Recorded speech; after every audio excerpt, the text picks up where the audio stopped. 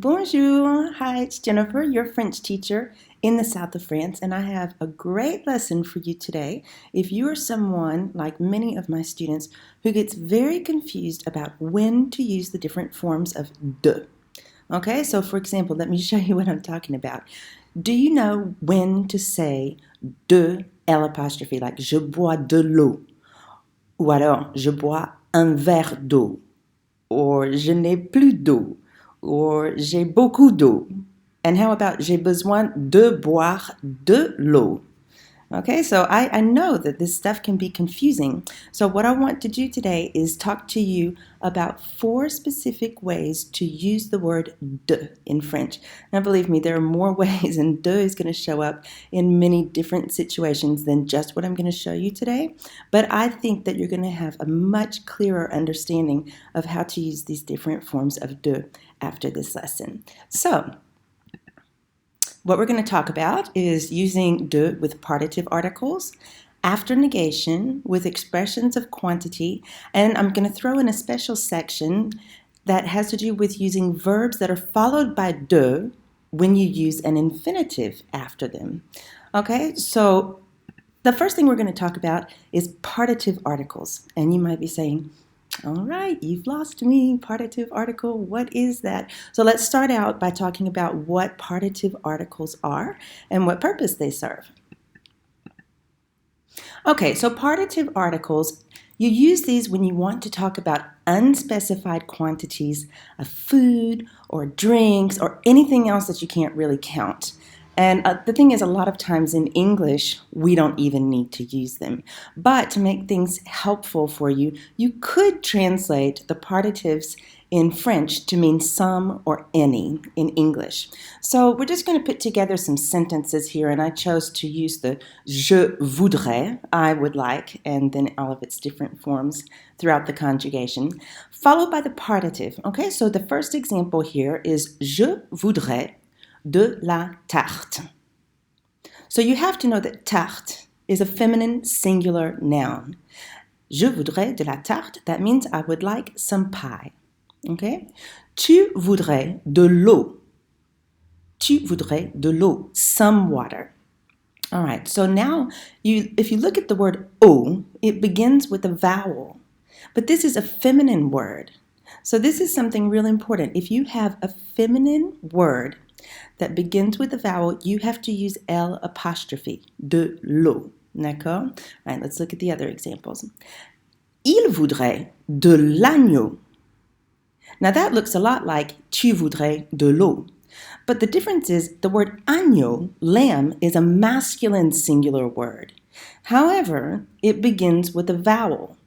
So whether you have a feminine or masculine singular noun and you want to use the partitive, you have to use de L apostrophe. Okay, so I've just told you that you have to use de L apostrophe with a masculine singular noun that begins with a vowel, like agneau. But if your masculine singular noun does not begin with a vowel, like in the next example, you'll see what you have to do. Nous voudrions du pain. Okay, pain is a masculine singular noun. So when you have de and le, L-E, next to each other, you have to form a contraction and it becomes du. D'accord? The next example, vous voudriez des sacs. Vous voudriez des sacs. You want some bags. That's a masculine plural noun. And then the last one, il voudrait des lampes. This is a feminine plural noun. So it doesn't matter. If you're dealing with plurals, you're always going to use des, and it's pronounced des. Just to look up at the first example again, je voudrais de la tarte. I don't want you to say je voudrais des la tarte. Okay, that de is pronounced de because there's no accent over it. All right, so that's the first thing I wanted to talk to you about, which is the partitive. And the next thing I want to talk to you about is what happens when you use de or any form of it with negation. Okay, because this can get a little tricky too. So let's look at some examples. When you're using negation and you have after the negation the words un, une, de la, de, L apostrophe, du, and des, they have to change to de or d apostrophe. The d apostrophe would be if the word following it begins with a vowel or an aspirate h. So if you think about it, we do this in English. You just may have never really thought about it before. But when we want to say something like, I have some sisters, and then make it negative, the word some changes to any. So we do something similar in English, okay? So let's look at the examples. J'ai des sœurs. Je n'ai pas de sœurs. And now I looked at this before I started recording, and I said, well, Jennifer, you don't have an S on the negative form. You don't have an S on sœur. I could have. You could have put an S on there. It wouldn't matter, okay? Je n'ai pas de sœur means I don't have a sister because it's singular. But if I had had an S on there, je n'ai pas de sœurs, it would mean I don't have any sisters, plural. So even though this word would be plural, I still use de in front of it. Why? Because of the negation. D'accord? Il a toujours des devoirs. He always has homework. Il n'a jamais de devoirs. He never has any homework. So you can see there too, devoir has an S on it, but I'm not going to use D-E-S, and I'm going to pronounce this de. Okay? Here we have a masculine singular noun, and the next one, lait. Il y a encore du lait. So there's still some milk. I want to say there's not any more milk. That's where the plus comes in, anymore. Il n'y a plus de lait. Il n'y a plus de lait. Nous avons de la chance. We are lucky. Nous avons de la chance. So you see, sometimes when I translate that in English, we are lucky, we don't say we have some luck. We say we're lucky. So here's a good example of when things don't translate directly from French to English. Okay? So we are not lucky. Nous n'avons pas de chance.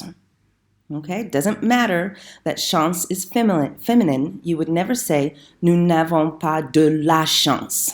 Okay? That's something to get used to. But I'm going to give you an opportunity to take some online quizzes here in a little bit. I'll tell you about it. And you are going to practice and master all of this stuff. Now look at this one. Vous avez encore de l'huile. Do you know that word? L'huile? It means oil. So it means you still have some oil.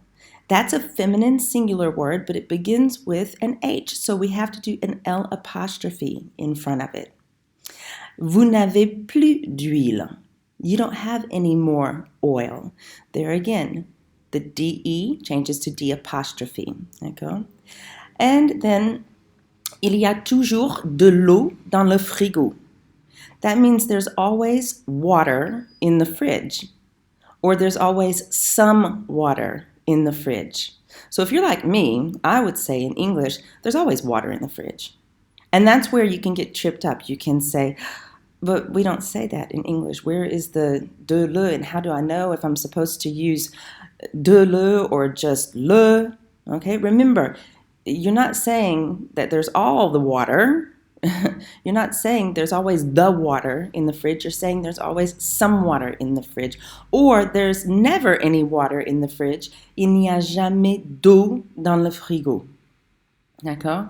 So, did you get that? Anytime, there are other forms of negation, but for this exercise, I wanted to stick to the most common ones. And so just remember, after negation, DE or D apostrophe. All right. Now, the next thing I told you I would tell you about is expressions of quantity. So I'm going to show you some examples with some of the most common ones. All right. And you'll see how they work. So expressions of quantity, what I'm talking about are, and I've written here on the left what they mean in English in case you don't know. Beaucoup de, assez de, combien de, pas mal de. That might be a new one. Pas mal. It doesn't pas mal mean, when you see that word, when you see pas mal, did you first think, well, doesn't that mean not bad? Comment ça va? Pas mal. How are you doing? Not bad. Pas mal still means not bad. But when you say pas mal de, have a look at what it means. Pas mal de means quite a few. okay, or quite a bit. Peu de means few or little. Trop de, une boîte de, une tasse de, une douzaine de, un kilo de. All right, so you can see over here on the right, far right, I've shown you what these mean in English. So in French and in English, in fact, j'ai beaucoup d'amis means I have a lot of friends. So in this situation, when we're talking about expressions of quantity, you can think of the de as meaning of. And it's real hard. Sometimes people say, all right, just tell me, what does de mean? And I think by now you probably can see that de can mean lots of different things. And sometimes it doesn't mean anything at all in English, which we'll get to in just a little while. Sometimes you just have to know where to throw in a de in French, all right? And believe me, later on, when you start working with pronouns and stuff, this is going to be very important. You need to know where you have a de when you're supposed to use it. So let's look back at this slide. All right, so j'ai beaucoup d'amis. I have a lot of friends. Tu as assez d'argent. Il veut combien de fromage? Nous avons pas mal de travail. Again, I don't want you to get confused on this one. This is not an expression of negation. All right, this is an expression of quantity. That's why there's no ne in there. All right, we're not doing a ne pas, we're doing a pas mal de. And if you haven't been using that, then maybe try to start incorporating it into your French when you speak, because it's used a lot in common French. Vous avez peu de temps. This again just doesn't translate right in English. You have few of time. Well, no, but that's the expression in French, d'accord? Ils ont trop de devoirs. J'achète une boîte de maïs. You know what maïs is? Corn. J'achète une boîte de maïs. And une boîte means a box, don't worry. But boîte also means a can. All right, not like a can of Coke or something like that, but a can of some kind of, vegetables or fruit or whatever. Boîte also means a nightclub. Boîte also means a business, like a big société, something like that. So many words can have different meanings in French. Tu bois une tasse de café. Doesn't matter that café is masculine and singular. We're not going to say du because une tasse de is a quantity. Elle mange une douzaine de carottes. Carotte is plural, but we're not going to say des because a dozen of carrots is telling us how many of them we have. And finally, nous voudrions 1 kilo de viande. Nous voudrions 1 kilo de viande. So when we're talking about expressions of quantity, obviously I couldn't put them all on here, but that's any expression of quantity. It can be a box full of, a carload full of, it can be a bottle of something, anything that's just expressing quantity. D'accord? So if you're taking this lesson, you probably have run into a few what we call exceptions in French. So I'm about to show you an exception, okay, about expressions of quantity. So the thing is, we do the same thing in English, and that's why I've written these in here in English and French for you, so that you can kind of see, all right, they're not completely crazy. We do this in English. When the noun is specific, you do have to use the article. And by the article, I mean le, la, and les. Okay? So if you look at the first one, j'ai bu une tasse du café que tu m'as donné pour Noël. So that, remember, du is just de and le next to each other. They form a contraction. So it means I drank a cup of the coffee that you made me for Christmas. You see how when you say j'ai bu une tasse du café que tu m'as offert, it's different than just saying I drank a cup of coffee.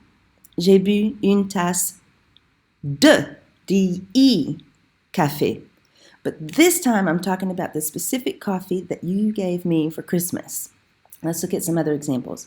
Nous achetons une bouteille du vin que ton père nous a conseillé. So in that case, we're buying a bottle of the wine. And I like that we do that in English, of the, because of is de, and the is le or la. Okay? So it really is the same thing. Le hamster a mangé très peu de la carotte que je lui ai donnée. So the hamster ate very little of the carrot that I gave him. So that's a specific carrot. We're not just saying that the hamster ate some carrots, okay? The hamster ate a lot of carrots. That would be il a mangé beaucoup de carottes. But we're talking about the ones that I gave him, d'accord? And we do, by the way, have a little hamster, and his name is Billy, and I did give him de la carotte, d'accord? Okay, so now what's coming up next? This is something different. Again, I told you I was going to tell you 4 different ways to use de today, so here we go. Now we're talking about adjectives that precede. There's lots of grammar going on here today. Adjectives that precede plural nouns. Okay, there's a lot of things that are important right here. Just in that we're talking about adjectives, words that describe. And you know how most of the time adjectives go after the noun in French. So, like if I'm saying the red car, I don't say la rouge voiture. I say la voiture rouge, right? But there are certain adjectives that come before the noun that they describe in French. And when that happens, you have another little trick with what we're talking about today, de. So you have to use just de or d apostrophe before these adjectives that come before the nouns that they describe. Just look at the examples and then we'll talk about which adjectives come before the noun in French. But the examples here, ce sont de belles voitures. Would you know how to translate that? Ce sont de belles voitures. It means those are beautiful cars. Those are. So, ce sont de belles voitures. So there's a few things I want to talk to you about, and then we'll look at the other examples. Belle voiture is plural, but we have to use de. And remember, the reason why is because belle is an adjective that comes before the noun, in this case, voiture. Now, what about that ce sont? If that ce sont is confusing you, then you need to look up in YouTube, Love Learning Languages, c'est versus il est, and you can watch my whole lesson on that. Because again, once you know the rules for that, and that's not the focus for today, but if you're confused by that, I do have a lesson, okay? So let's look at the other examples. Ce sont de beaux gâteaux. Ce sont de vieilles pierres. Ce sont de beaux gâteaux. Ah, those are nice cakes. Or those are beautiful cakes, however you want to translate it. Ce sont de vieilles pierres. Those are old stones. D'accord? So pierre is a feminine plural word. That's why I have to write vieille that way. So now why have I this written on the right-hand side, beauty, age, goodness, and size? Well, this is a little French teacher trick. And we say the bags adjectives, all right? So when I'm working with my students and they can't remember if the adjective is supposed to come before or after the noun, I say, oh, remember bags. So if you've never heard of bags, these are referring to the B is beauty, the A is age, the G is goodness, and the S is for size. So if you're using an adjective that means any of those things, then you're going to have to put it in front of the noun. D'accord? So, voilà. That's written on the study guide that I'll tell you about in a little while too.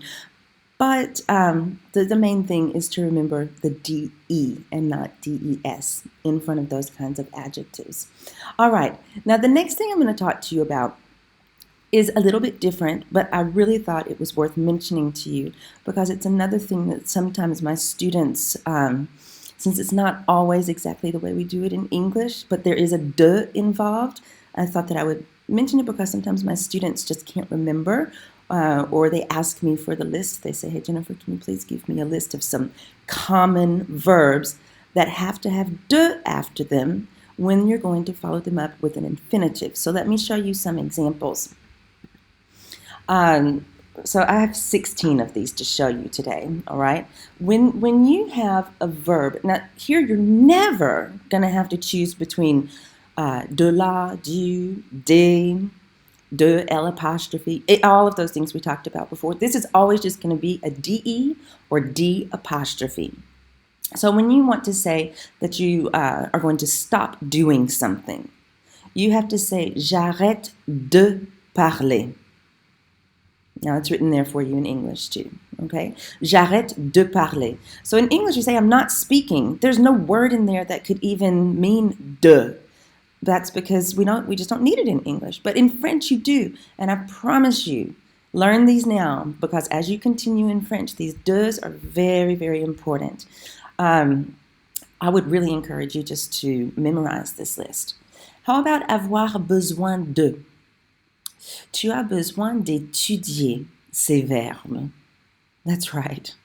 Yeah, tu as besoin d'étudier ces verbes. Now, I'm not saying, I want to tell you this. I'm going to come back and look at you. I'm not saying that all of these verbs, like so far we've used arrêter and avoir besoin de.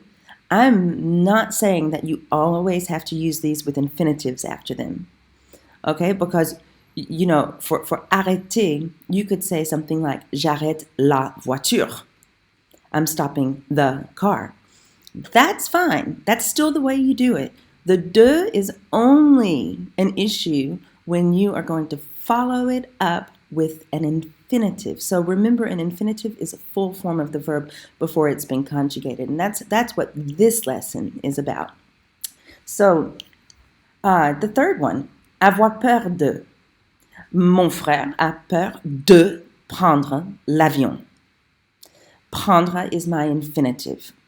So you might say, well, Jennifer, I know that avoir peur can be followed by something like de la, or de, or du.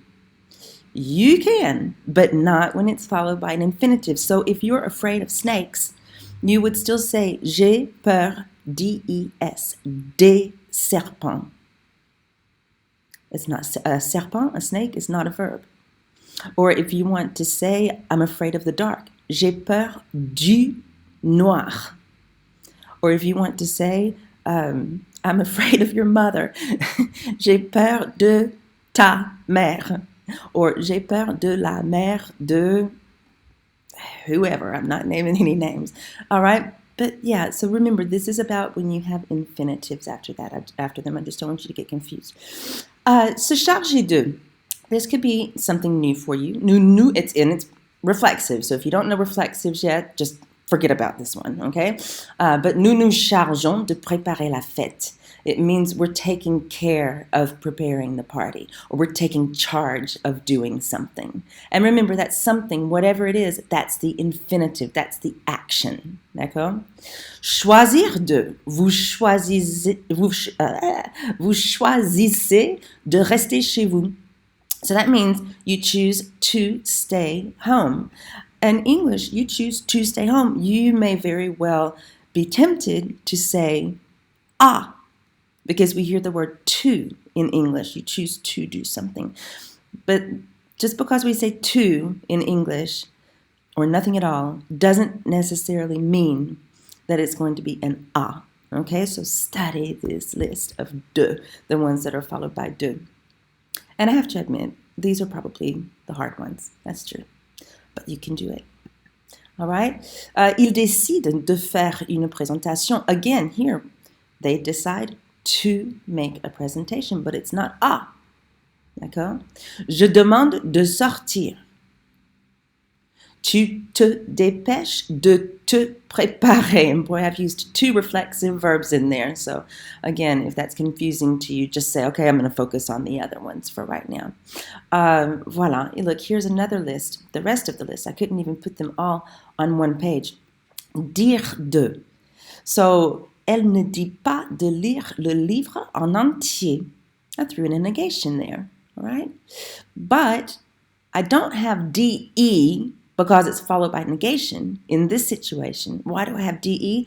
Because the verb dire being followed by an infinitive, in this case, lire, you have to have de in between them. Nous essayons de te comprendre. Now, look at this one carefully. Nous essayons de te comprendre. And I don't want you to be confused by that te that's there. Because, the te is a pronoun. All right? We are trying to understand you. And remember that you, if you've learned pronouns, comes before the verb. So that's why we say te comprendre. But there's still an infinitive after that pronoun te. So you have to remember to use the de, and it's totally fine to put de and te right next to each other. Just don't say de, te. Say de, te. All right. Let's see, where were we? Finir de. Elles finissent d'écrire l'exercice. Elles finissent d'écrire l'exercice. D'accord? J'offre d'apporter leur bagage. J'offre d'apporter leur bagage. So you might say, now what if I wanted to, if you are a pronoun person, what if I wanted to replace leur bagage?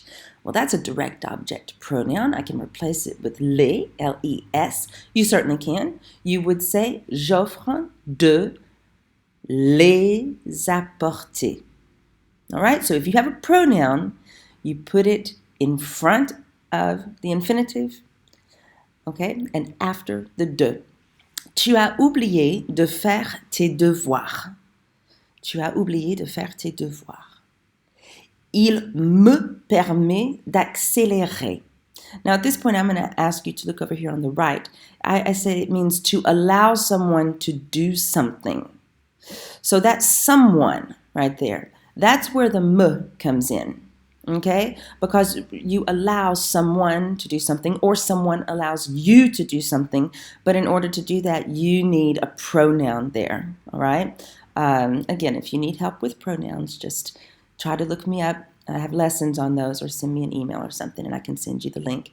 All right, now the next one, nous promettons de ranger notre chambre et vous risquez de tout perdre. Vous risquez de tout perdre. So that's about it. That's what I wanted to talk to you about today. And I know it's a whole lot. I said I was going to talk to you about 4 things. And those 4 things were partitives, after negation, expressions of quantity, and then verbs that take a de after them if you are going to follow them up with an infinitive. All right? So I want to let you know that I have a lesson guide available, and I also have 10 online quizzes available to help practice, challenge you, all right? So if you want to get this stuff, then you can just enroll in my mini course. And when you do that, all you have to do is look down in the video description, okay, to do that. And the link is there. And if you are a supporter of mine on Patreon, first of all, I greatly appreciate you. Thank you very much. And I have already put a copy of the study guide over there for you to download. So if you're curious about Patreon and don't know what it is, you can also see the link for that down in the video description. So voila, I am always here to listen to your ideas for new video lessons. So if you have something that's just really difficult for you and you want me to explain it, then drop me a line, or you can leave it in the comments. You can write to me at french@lovelearninglanguages.com. Voila. And so that's about it for today. And I will be talking to you again next week. Merci énormément. Ciao.